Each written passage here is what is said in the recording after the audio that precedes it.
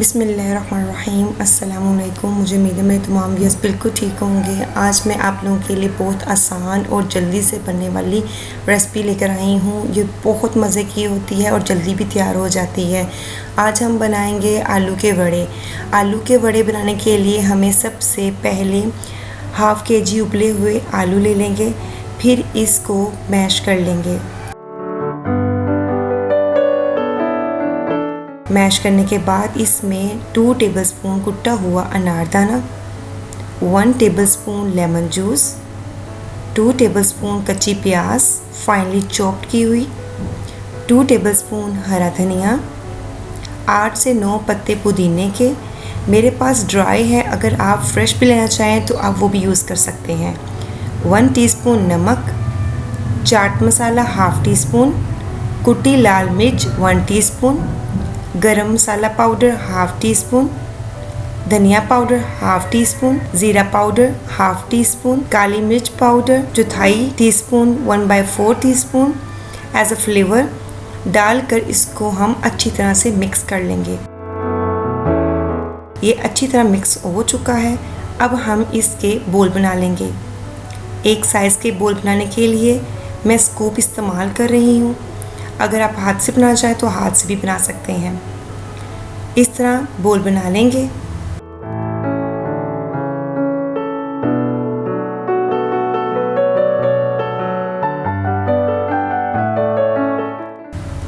अब ये सारे बोल बन चुके हैं।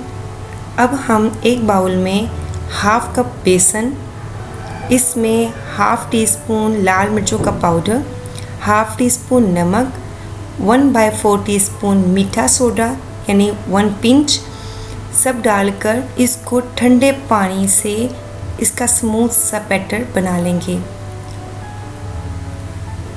और बैटर की कंसिस्टेंसी इतनी एटलीस्ट होनी चाहिए कि बोल के ऊपर इसका बैटर स्टे कर जाए।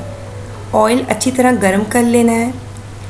फिर बोल को, आलू के जो बनाए हुए बोल हैं, इसको बैटर में कोट करेंगे और फिर इसको ऑयल में डाल देंगे।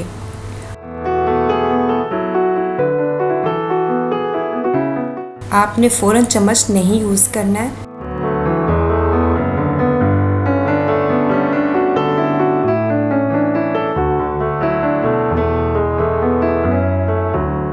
इस तरह आपने गोल्डन कर लेना है।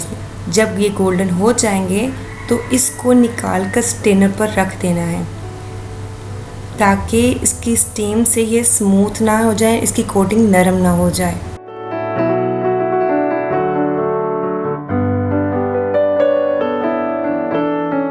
इस तरह आपने सारे वड़े फ्राई कर लेने हैं।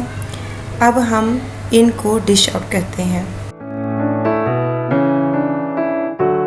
डिश आउट करने के बाद इसको रायते के साथ सर्व करें और इसको एंजॉय करें।